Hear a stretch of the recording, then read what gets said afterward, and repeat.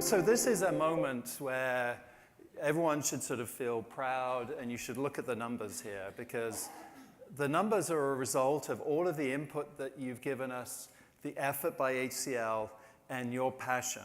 So let me just take you through some of these, because there's some great stories behind it. So on the left here, 2,500 beta or beta downloads and Notes Domino version 10. How many people are part of the V10 beta program? I hope to see a lot more of you when we get to V11 this year, right? Right? Yeah. Okay. On the right-hand side there, that 220 number, right? So you know that we've been doing regular quarterly cadences with HCL on VOP, and the numbers look good. Every single quarterly release comes out. When this was VOP 1.06, there were 220 plus customers that had downloaded it. And we have some whopping large deployments of over 100,000 users using VOP. So that's really good, isn't it? Also, we heard that you wanted the community edition. I know Barry Rosen when he was still at IBM, and I know Drew Birnbaum, who's here from my team. We heard that you wanted a better trial and community license experience. It was delivered, right? Within 2 weeks of making it available, there were 1,200 downloads. And what I've heard everywhere I've gone is people like it. Do you like having the community edition? Yes. Yeah. Good. All right, so the numbers in the middle are the really impressive numbers, right? And this is from all the business partner activity. This is from all the sales activity. These are really important numbers, right? Because I tend to look at things from a market, a product, and a technology perspective. In Q4, there were 180 clients that came back to Domino. 180. They came back, they were lapped on SNS, they came back and believed in the platform. Isn't that great? Some companies only dream of getting 100 new customers, right? But the stories behind these were equally as impressive. There were organizations that were looking at open source and came back to Domino because of the Node.js capability. There were people who were looking at Office 365 and tried and failed and came back to Domino. There were people in that number that not only put themselves back onto SNS because they were going to deploy a VOP or they were going to rejuvenate their applications. All the mobile story was good for them, but it was also people changing their licensing to better reflect how they're using the platform as well. So a lot to be impressed about. The last number there, the 9%, that means during the year, the renewal rate shot up by a further 9%. So when you're in the software industry, your software renewal rate is what people look at. It jumped 9 points. So if you want to look at two numbers that are a reflection of the confidence in what has happened over the last year, look at those two numbers. Aren't they great?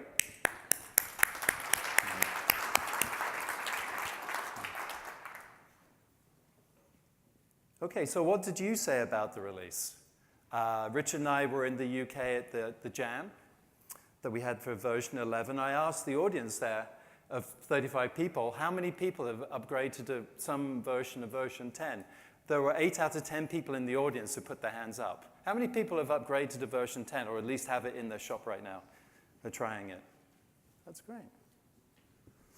Lots to be proud of, lots of things that just worked. And one of the things I always remember, two things that Richard said. One, we'll show it to you, and the second things we're maniacal about product quality. And okay, there are certain things that pop up, as we know, Barry, right? But it gets addressed, right? It's like whack-a-mole. It comes up and we address it. All right, so let's take it up a level, right? So we heard from you, but also what did we hear from the market? And this is part of me trying to better understand and help you with getting you the materials, the proof points to sell, the continued existence of Domino to the business. So from the activities of October 9th, you'll remember the interview with the Polish Air Rescue. Great story. So 30 seconds. So them re-architecting their solution. They're actually already a Node.js customer. So re-architecting this solution to use Domino more natively could potentially improve their processes by 30 seconds. And as he said, 30 seconds is equal to 3 kilometers for a helicopter, which means getting to someone much faster. So that translates into directly saving lives. So what a great value proposition. And then from Aragon and also from IDC, right? This air cover didn't exist. We weren't focused on this. Now we are. So the analyst community know what our strategy is. We regularly talk to them. And sure as the story unfolds, you will be able to point to things specifically in the marketplace that articulate what the story is. And I know how valuable that is to the decision makers inside your enterprise. So let me talk about a specific thing that you have, right? Everyone should have one of these on your table. Can you see that? Some of you may be familiar with this. So this was an effort with marketing, 4 major clients. UFI was involved. Some of you may be in the room that helped us with this. So this was a survey with 4 customers, 3 across Europe, 1 in North America. And the whole point was people who are decision makers read this. And we knew anecdotal stories about what the total economic impact or value of Domino was, but no one had codified it for the applications and put it down in something you could hand to someone, right? So we worked with Forrester to look at from an application and running applications inside your enterprise, what was the total economic value? What we found was really impressive.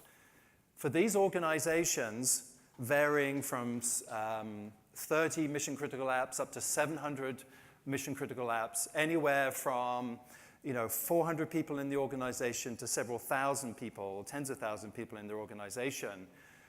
Organizations were realizing $5.6 million of benefit to their organization. And if you look at the costs associated with that, they were returning at least a 302% ROI. Is that impressive? Right? And it really split into a number of different areas. The biggest number on here was really about the software cost avoidance. And when you read the report, it tells you that instead of paying $75 or $80 per user per month with some of these other SaaS-based solutions, they were avoiding a considerable cost for those alternate solutions. The other fact is they could use Domino to tailor those applications specifically to the needs of the business. And it didn't only stop there. There were $1.3 million worth of value associated with using Domino's workflow capabilities to automate certain processes inside an organization. And if you sum it all up, it's about 10 minutes per person per day, which is really impressive. Also, there were infrastructure cost savings as well as another item which I'll address in a second. So what did they say in it?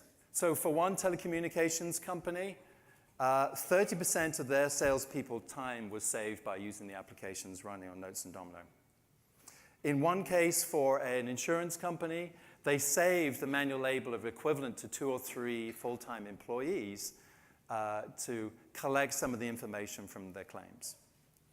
Also, what was interesting, against industry benchmarks, Domino consumed 1/5 of the infrastructure required compared to comparable solutions. 1/5. Can you imagine that? 1/5 less servers in your data center to run comparable applications. Also, which was really fascinating when we looked at the study, is these couple of last 4 bullet points. In many cases, the people doing the development were people who had finance backgrounds, who had civil engineering backgrounds, so they knew the business in and out. So in the report, it actually said that translated into those SMEs saving anywhere between 25 and 40% of the development time as a consequence of doing that, which is fantastic. And they also recognize somewhere between 50 and 500% acceleration around their applications. And the last thing I will leave you on that last bullet point there is that backward compatibility. Right? You all like that backward compatibility, right? Yeah. It's a real strong differentiator for the platform. Right? And it protects your investment. So when you sum it all up, you can focus on developing applications. Isn't that what it's all about at the end of the day? It's making sure that, I think the last speaker mentioned it, it's rock solid. You don't have to worry about it, right? That's what you said. And you can focus on what's important to the business. And after all, if you invest in a software platform, isn't that what it's all about? Getting on with the business in hand.